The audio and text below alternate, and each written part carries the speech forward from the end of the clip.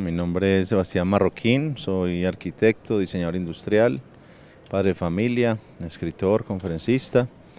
Eh, Mi padre fue Pablo Escobar y tengo, digamos, la voluntad de contar sus historias de manera responsable para invitar a la juventud a la no repetición, y me dedico a hacer la paz con todas las personas y víctimas que mi padre dejó de alguna manera heridas por ese pasado violento que nos dejó también a todos nosotros los colombianos.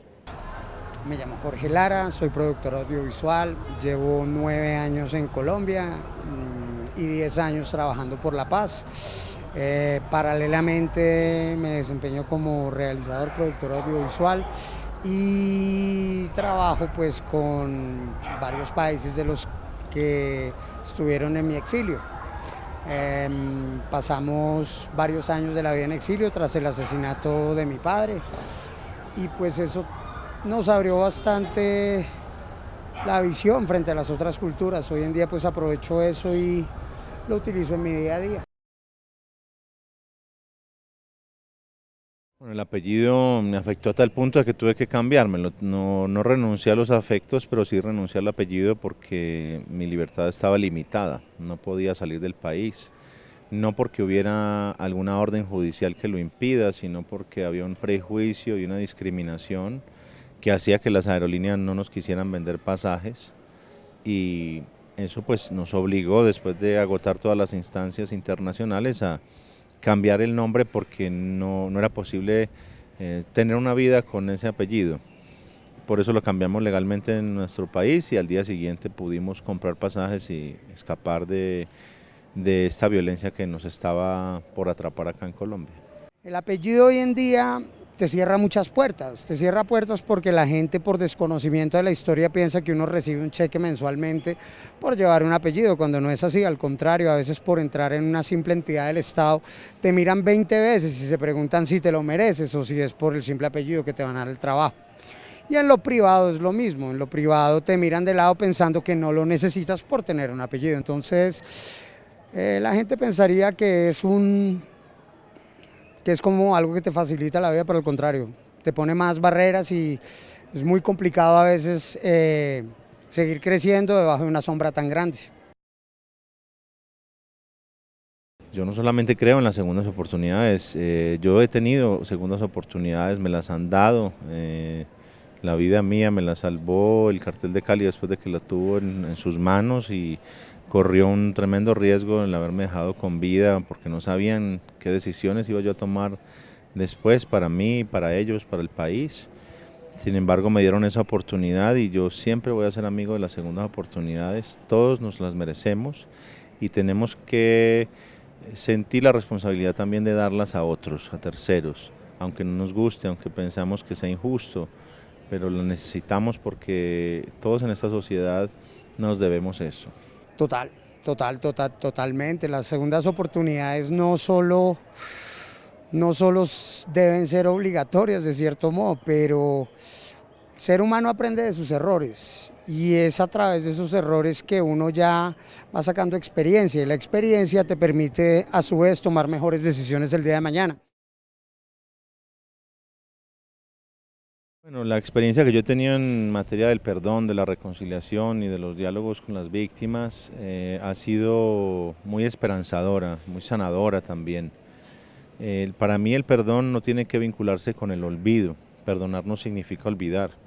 Perdonar lo que significa es evitar que se perpetúe en la víctima el dolor que le ha propiciado el victimario.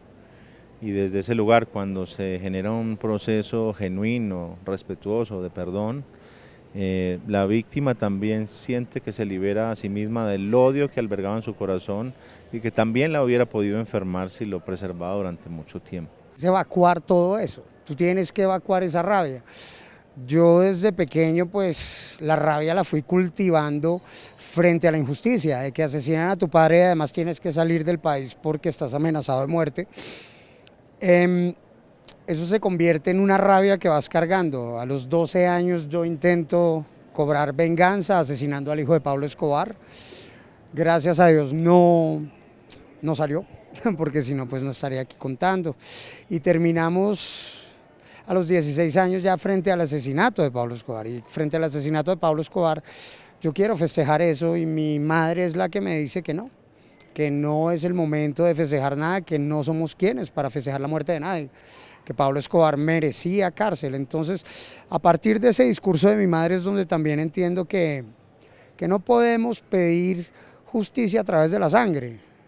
El ojo por ojo hay un momento que hay que pararlo porque si no esto se vuelve el despelote de las muertes. Y estando en exilio y entendiendo que yo no podía festejar la muerte de alguien que había asesinado a mi propio padre, pues a partir de ahí es que empieza a nacer como una segunda oportunidad de vivir más en paz. Para mí la paz es un derecho, es un deber, es una responsabilidad, es un privilegio, es una bendición, es una necesidad y debería estar debería ser ocupar el lugar número uno de nuestras propiedades, de nuestras prioridades en la sociedad. La paz debería ocupar el lugar número uno en la familia, en las relaciones laborales, en nuestra caminar por las calles, en decir un buenos días, un buenas tardes, o un por favor o gracias. Paz se construye de muchas maneras. Con una sonrisa también se puede construir paz. Yo creo que gran parte de los colombianos quieren vivir en paz. Quieren vivir en paz. Desafortunadamente hay mucha falta de comunicación y mucha toma de posición política frente a la paz, cuando la paz debería ser lo normal. A mí me preguntan muchas veces, ¿cómo es posible que usted hable con el enemigo suyo? ¿Cómo es posible que hable con el hijo del asesino de su padre? Entonces la pregunta ¿cuál es? Lo normal es que yo llegue con una escopeta a hablar con él. Estamos en un momento en el cual los valores están totalmente al revés, donde más vale lo que tienes que lo que eres. Entonces yo creo que la paz es posible. Por ejemplo, yo no voy a entrar en conflicto con una persona que piensa diferente. Para poder establecer esto, la paz, hay que llegar a tener un diálogo, una buena comunicación. Y para tener una comunicación tiene que haber una base que es respeto. Desafortunadamente estamos en un país donde ya el respeto se ha perdido mucho y todo eso viene desde los hogares y desde las escuelas.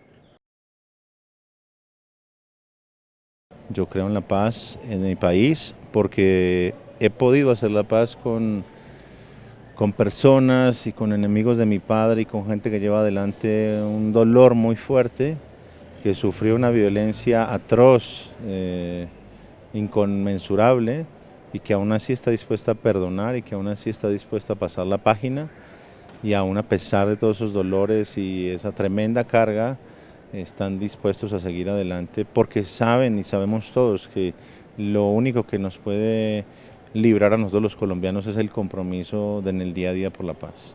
Creo más en una paz con fallas que en una guerra con todas las de la ley. Estamos en un momento donde el país está muy polarizado, donde un acuerdo de paz la gente piensa que lo hizo un presidente u otro. No, esto no es de un presidente u otro, esto es que queremos vivir en igualdad, queremos vivir en meritocracia, queremos vivir en recompensa para los trabajadores o queremos vivir de verdad en un atropello.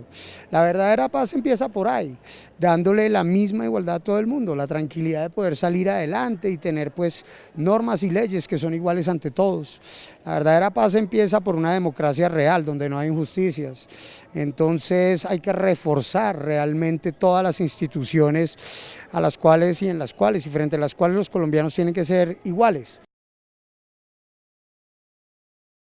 Yo creo que mi padre me dejó como herencia pues una gran cantidad de paradojas, un hombre que me educó en valores humanos cuando no practicaba ninguno de ellos por fuera de casa, una vida de muchas contradicciones, un legado que yo espero tener la posibilidad de convertirlo en positivo para la sociedad, no para borrar sus crímenes, sino para tomar conciencia de lo que pasó y evitar que se repita. Es increíble, pero la herencia que deja el padre yo pienso que uno la va desarrollando a lo largo de los años. Uno cuando tiene sobre todo este tipo de vivencias, uno no...